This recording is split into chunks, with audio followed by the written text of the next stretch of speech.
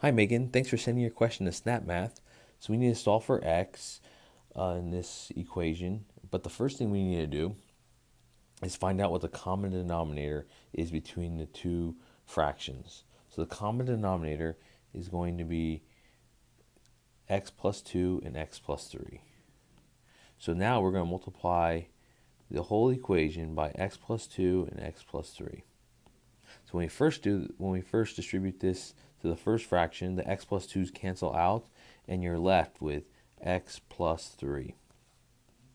Then we distribute it here, and the x plus 3's cancel out, and you're left with 4 times x plus 2.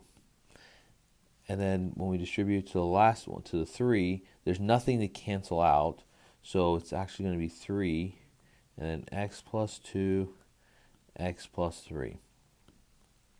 Next step is we're going to distribute and FOIL.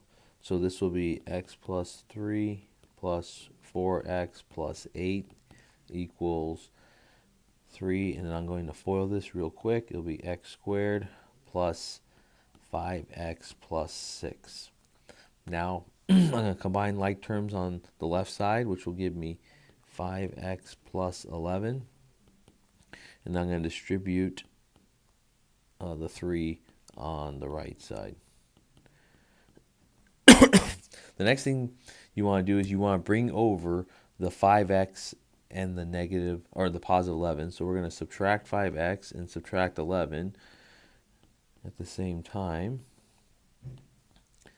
So now you're left with 0 on this side. So I'm going to put 3x squared. This will be 10x plus 7 equals 0. Now we have to factor this trinomial. And the way I'm going to factor it is I'm going to do the star method over here. So I do 3 times 7 is 21. The b value is 10. And I put 3x here and 3x here. So now what are the factors of 21 that give me 10? Well, it would be 7 and 3. And if I can reduce, I need to reduce them. So I can reduce here and here. So this will be x and 1. And I cannot reduce 3 over 7. So then this will turn into 3x plus 7 and x plus 1 equals 0. Then I set each of these binomials equal to 0. 3x plus 7 equals 0. X plus 1 equals 0. And this will turn into negative 7 over 3. And then this will equal negative 1. And after you get your two answers, you always look to the denominators. If x will give me 0 on the bottom, which neither one of these answers will give me 0 on the bottom, so they both will work. So your answers are x equals negative 7 over 3 and x equals negative 1.